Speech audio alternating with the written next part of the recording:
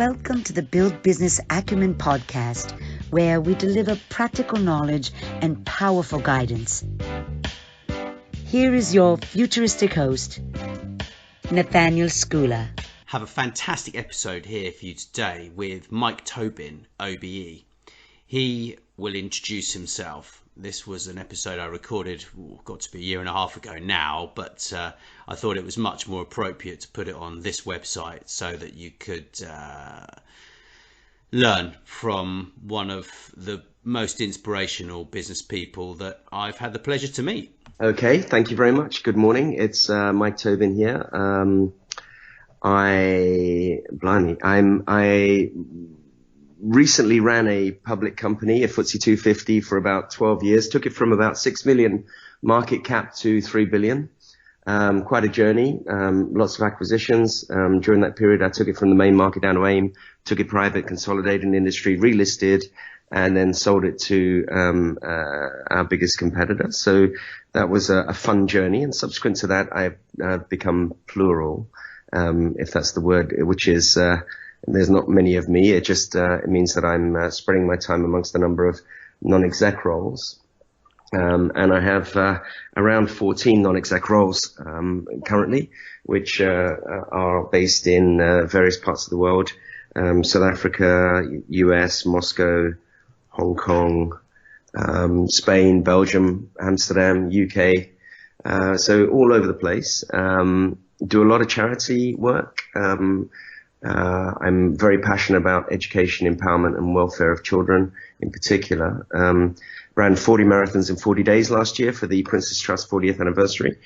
And I sleep in the streets every year for Action for Children, which is for to get homeless kids off the street. What else do I do? I've written a book a couple of years ago called Forget Strategy, Get Results, which went down very well as a public company CEO at the time.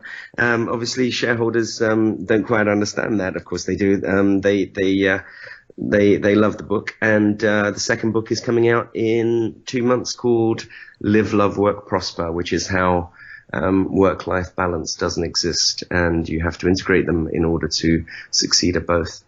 Yeah, that's basically my entire business life potted into about a minute. Fantastic. Fantastic. That's awesome. So in terms of personal branding, because I know this is, that our theme is around personal branding. Yeah. How do you think personal branding sort of helped your career over the years? Well, it's incredible how much personal branding was synonymous with my success and the business's success. I mean, I used to have a business card which effectively was a caricature of myself, which you'd pop up like a little sort of happy families card, and then you'd use an application called Blipper, Blippar, mm-hmm. which you'd shine your phone on the business card, and it'd start talking to you through your phone. And the caricature even had sort of my shirt open down to sort of three buttons, which was my sort of trademark, and it showed my sort of necklace, which I'm still wearing today. That's the last decade of necklace there, and everything was about this sort of brand, and I used to have another business card that just said Mike on it. And sort of if you needed any more, then I didn't want to talk to you, sort of thing. So it was kind of it was very much a sort of personal thing, and the personality. I remember as a public company, we used to go out to results, and people used to say, well, they didn't bother coming to the results. They just asked people how many buttons I had undone on my shirt. So if it was like 3 buttons, it was a good set of results because I was confident. If it was 1 button, then it was a bad set of results. So it was all about the personality. So, it was very, very much personal branding first, mm-hmm. and then, how that plays into the business. And now, obviously I have, my email address is mike@tobin.ceo. So you can't really get more sort of personal branded than that as an email address. And I think that, you're selling yourself first. The the thing about life is, doesn't matter what you're doing, you're always selling yourself, right? You can be selling anything, you can be doing anything, but ultimately it's about confidence. It's about getting people to trust you. And, if you can create a sense of trust between you and someone else, then they will buy from you, they will believe in you, they'll engage with you, they'll transact with you. But it's about selling yourself. So of course, personal brand is important. So yeah, I know there's this big thing of the fear of failure at the moment, and I know that's something that you'd love to talk about, I think. Yeah, I think the chap that taught me to sell, right? So I didn't go to university. I did a degree in an HND, if you like, higher diploma in electrical electronics after going for an apprenticeship at Rockwell and repairing robots and things. And then I moved into sales, and the chap that taught me to sell was a guy, he was actually Bryan Adams' cousin, if you remember Bryan Adams, Summer of '69, all that sort of thing. Well, that's another story. But he said this, he said, like, if you're a I know, vacuum cleaner salesperson, right? And you've got 100 houses in front of you. Statistically, that not every one of those houses is gonna buy your vacuum cleaner. And if you look at the stats, you probably find, for argument's sake, let's say 80 people in that road already have vacuum cleaners, so they're not going to buy from you. And 20 of them don't have vacuum cleaners, but 15 of them can't afford it. And out of the 5 that can afford it, 4 of them like your vacuum cleaner, and 1, or 4 of them don't like your vacuum cleaner, and 1 does like your vacuum cleaner. So, statistically that 1 house is going to buy the vacuum cleaner. So when you knock on a door, the likelihood of you knocking on a door that says yes straight away is really low. But actually what you should be doing is, the moment you knock on a door and they say no thank you, you should be rejoicing and saying, yes, that's another step towards my success, right? So it's kind of looking at that no as an inevitable step you have to take towards success. So when you see failure, it's kind of that process that you have to go through to achieve, right? I mean, it's very rare that people just kind of straight off the bat succeed at anything. You get on a bicycle, you're going to fall off first time, right? And even if you buy all the books about riding a bicycle there are to buy, you're still going to fall off the first time you get on one. So, it's almost part of success, failure. So you've got to kind of embrace it that way. So you shouldn't be afraid of failure. It's part of the journey. Yeah. That makes a lot of sense for sure. So your new book that's coming out, it's called Live, Love, Work, Prosper, right? Yeah. And you were saying that it's a lot to do with the sort of work-life balance and how it doesn't really exist. And I completely resonate with that. Working on these podcasts and having people from abroad. I mean, I'm in Spain, so I'm a similar time zone to you. But I mean, I have people who want to do podcasts at 1 o'clock in the morning and stuff. So it's kind of difficult, yeah.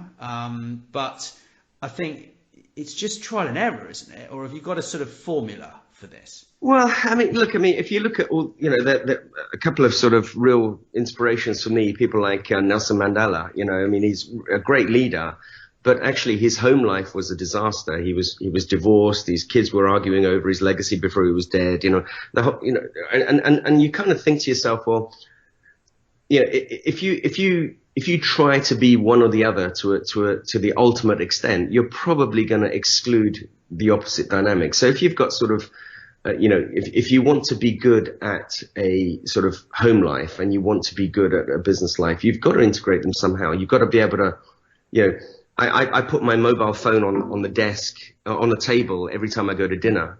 And some people sort of say, isn't that rude? You kind of have your phone on the dining table as we're eating in the restaurant. And I say, well, look, if I have businesses in every time zone in the world, right? And let's assume once in a blue moon, they may need to contact me because there's a massive urgency. The chances of them needing to do that during our dinner time is extremely low. However, if I have my phone in my briefcase, which is in the cloakroom, a little bit of my brain is thinking what could be going on my phone right now. Who could be trying to contact me?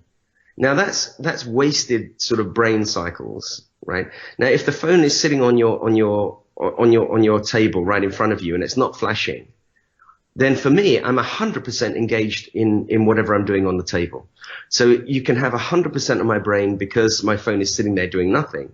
Or you can have 90% of my brain because part of it is thinking what could be happening on my phone in the cloakroom.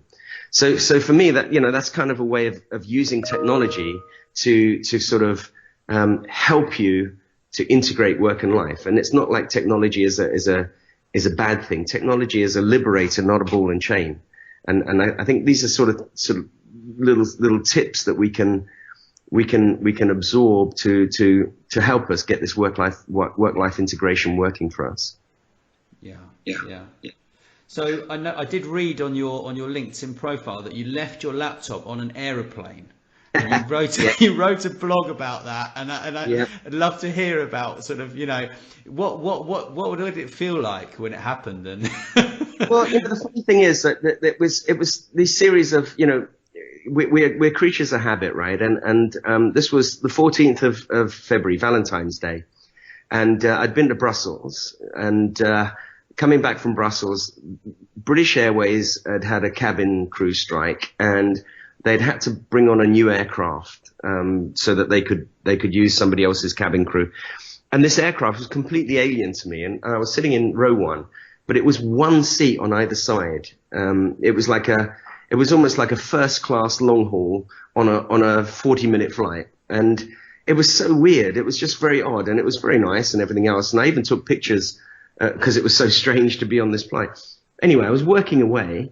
But and then not having the habits of sort of sticking my computer underneath the sort of the tables beside me on row one, I put it in the magazine rack in front, and then of course the plane was delayed, and we landed, and it was sitting for ages waiting for a gate because they couldn't get a gate that serviced this type of aircraft. And 14th of February, Valentine's night, I had a dinner with my wife planned, and I was getting later and later for the dinner, and it was getting panicky and all the rest of it. And then of course the moment the doors opened, I rushed off, and I made the dinner on time. And then I suddenly remembered I'd left my laptop in the magazine rack in front of me, and it's this horrible sort of sense of, it's sitting there, and exactly where you left it, and no one could find it, of course. So somebody had either taken it out with the magazines, or somebody decided to have a new little Christmas present of their own,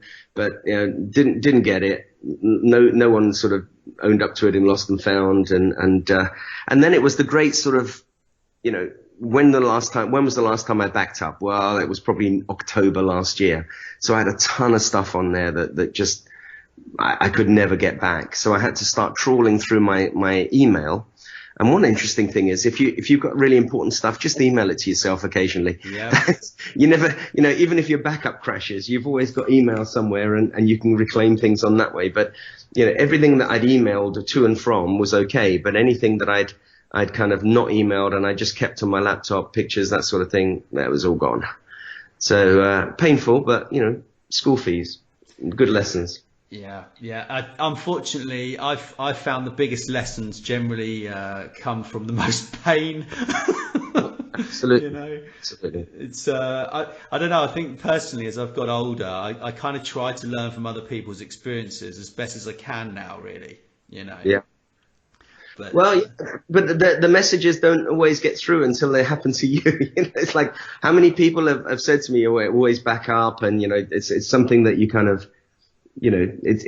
Everybody tells you to back up. Everyone says, yes, they always back up. But actually, in reality, you only really do it when it's painful to you. Yeah.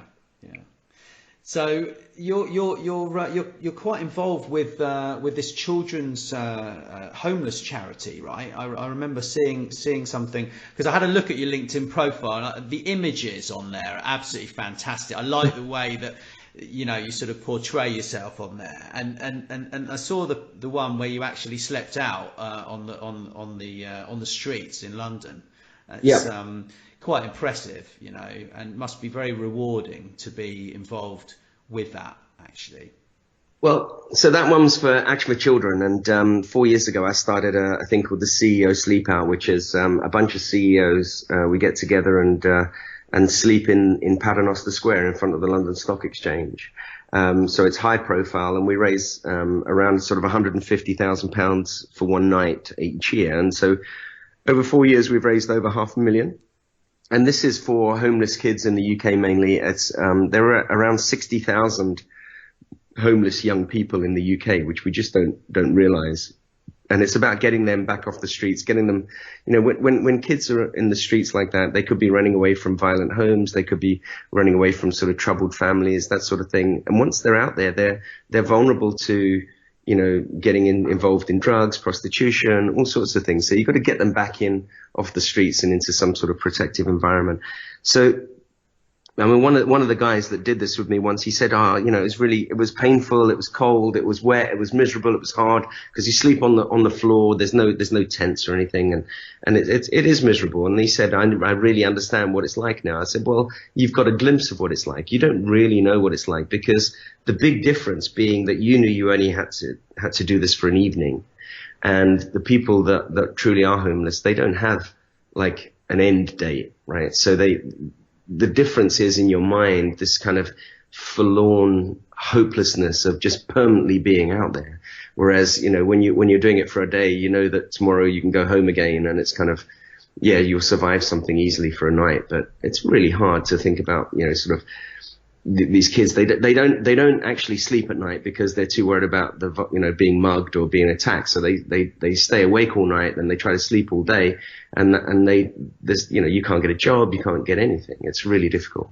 Yeah, and then they get sort of hooked on drugs and alcohol, and to Exactly. numb the pain, I imagine. Exactly. Yeah, it must be absolutely awful to be in that place of just not knowing where you're going to sleep and what's going to happen. It must be just a permanent state of trauma for them, It is, yeah, it is, and it's just it's not fun. But I mean, there's lots of, Action for Children is one of the great causes that sort of help them out. Another one of the charities I work with is Prince's Trust, which helps all sort of young people get a break in life. And I know that. My dad was in prison when I was born, and it was a very violent environment, and we managed to sort of escape that and become reasonably successful. But through any coin toss, anyway, any part of my life, if the coin had come down the other way, I'd have been a very different story. So for me, giving back in terms of creating opportunities for people and getting them back on the right track is very, very important. Yeah. It's not amusing being unemployed. It's very difficult, But I think some people they're not destined to get a job. They're destined to work for themselves, And I think it's kind of working out whether you want to work for someone else or you actually want to do something on your own. And it's kind of for some people very difficult to make that break to actually start their business or to get a job, when you've got all of these people around you sort of telling you what's best for you, when actually you're the only one really that can sort of decide, Yeah, indeed. And there's obviously, getting a job is a necessity in terms of getting an income, but it's also a necessity in terms of sort of, self-respect or self-worthiness and all that sort of thing. So I think a lot of it is giving people, the ability to have self-respect and everyone has a choice in life, right? And but having a choice is important. Yeah. So what are you working on at the moment that's really exciting you, apart from your book, obviously? Well, I'm actually planning another major charitable venture, but I can't talk about it because it's still in the wrappers, but it'll be for next year. But last year I did 40 marathons in 40 days, which was quite an experience, which I don't want to replicate. I don't even run for a bus now, but that was quite a challenge. And of course.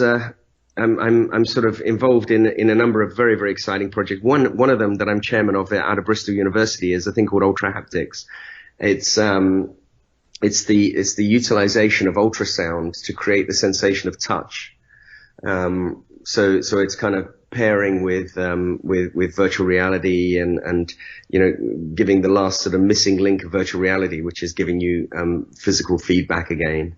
It's quite an amazing sort of technology, but you can Google that ultra haptics, but it's that's a lot of fun. And my South African business is going great guns as well, so I enjoy going out there and having the luxury of having businesses in different places gives you the opportunity to travel and continue travel. I go to Spain regularly, as you're in Spain, but my visits are all in Madrid for a business out there that I have with Carlyle, the private equity house, and lots of different things going on, and obviously combined with the book, the charity, it's a busy old time. Yeah, you're a busy gentleman. I've got a fantastic friend of mine, and she raises money for charity. She's done a lot of work with sort of Great Ormond Street and stuff, but she did the Marathon des Sables. Oh yeah, so that's a tough one. Yeah, and absolutely amazing. But unfortunately, she only I think it's 6 marathons in 5 days in the Sahara Desert, isn't it? With carrying your own pack. And all the water that you need. Yeah. And she actually did, I think she did 4, and then she had a ruptured intestine, so she had to go to hospital. So it's unfortunate. But, I think it must be very, very rewarding. So do you think people should sort of do charity work alongside their if they're trying to really make it, or do you think they should kind of, how does it sort of work? Did you do charity work all the time whilst you were building up this business, your first business, or? Yeah, it's charity for me. It's kind of, it's keeping your feet on the ground as well. I mean, successful business can get to your head quite quickly, and you think you're kind of, unbeatable or whatever else. If things are going really, really well, your share price is flying, all these good things, and you just got to realize that. I'm a great believer in sort of, low taxes and, a very conservative approach to life. Mm-hmm. But on the basis that, by becoming, self-sufficient, you then have to give back. So rather than being forced to sort of, be a socialist, you want to be a conservative and choose to be a socialist, if you know what I mean. So rather than being forced to pay taxes, you want to pay no taxes and then help people. and I guess not everyone's there, but that's my sort of belief, right? And when you're on an airplane and they give you your sort of security warning or security briefing at the beginning of every flight, and they say in the event of an emergency and decompression of the cabin, and these masks, oxygen masks, will drop down in front of you, and then they say something very important. They say always make sure that your mask is fitted before helping anyone else. And I think there's a lesson there, right? So get yourself in order, get yourself comfortable, get yourself right, but then make sure that everyone else around you is okay. And if we can be self-sufficient and then help everyone that we touch, then that's the basis of true socialism, I believe, right? Not forcing people to help because they pay extra tax and begrudge paying the extra tax, if you know what I mean. Yeah. I know I'm getting political there, but that's that's the way I believe life should be. Yeah, that's a similar philosophy that I have as well, actually. So do you think like people's egos can kind of get out of hand? I mean, that's kind of what we're sort of talking around, really. Certainly in with success, you can kind of just you think you're top of the world, don't you? And that's why I like the fact that you said keep your feet on the ground. Yeah, I mean, so we all suffer. And I say that in this sort of loose term, we all suffer from being slightly sort of egoistical. And when things go well, our chest comes out, and we stand a bit taller and everything else, and that's all great. and we should embrace success and achievements, in a positive fashion. But I think the key is that, you sort of also realize that success isn't permanent, right? And you have to continue to deliver. You have to continue to be successful. And, any successful football team is only as good as, look at Leicester City last year. It's kind of, you've got to keep doing it. Right. And if you don't keep doing it, then you cease to be successful. Yeah. But then in a similar fashion, failure isn't fatal either. If you fail, it doesn't mean to say you're a failure. It's one step towards success. As we said at the beginning, it's failure is only another way of knowing how not to do something. So, if you kind of look at success as being non-permanent and failure as being non-fatal, then you have a good outlook on life, I think. Thank you for sharing that. I think our listeners will find this very interesting. Yeah. So back to the personal branding. I think it's certainly a fundamental. Everyone I kind of speak to who's very successful, the general majority of them have sort of built their personal brand alongside their business brand, and sometimes they focus more on one and then they realize that they need to build the other. But you sort of grew. Was your personal brand quite closed and quite sort of private to start with, or was it very public of your opinions and everything in the press and stuff like this? Well, I think up until sort of halfway through my Telecity days, I really didn't have a personal brand at all. And being sort of CEO of a public company that's very successful and is flying, you become a face that people want to talk to. You become the reference point, and you are the symbol of the company. And that started me on the road of creating a personal brand. And once that kind of took off, in a way, the personal brand was as important, if not more, more of a focus than the business brand. And, that then worked very well. And then it kind of came in very useful once I left Telecity, because, it was, what's Mike going to do rather than what's the business, who else has taken over in the business. It's okay, where's Mike going now? What's Mike going to do? Can I use Mike? So I think it's very, very important to have that personal brand. It's got more longevity than a business, than your business relationship, if you know what I mean. So, you want it to be able to touch a business, but you want it to be able to continue through different businesses, as your career evolves. Yeah. And of course, I'm kind of plural. I don't have a specific, business for that I'm associated with. I have almost an industry that I'm associated with.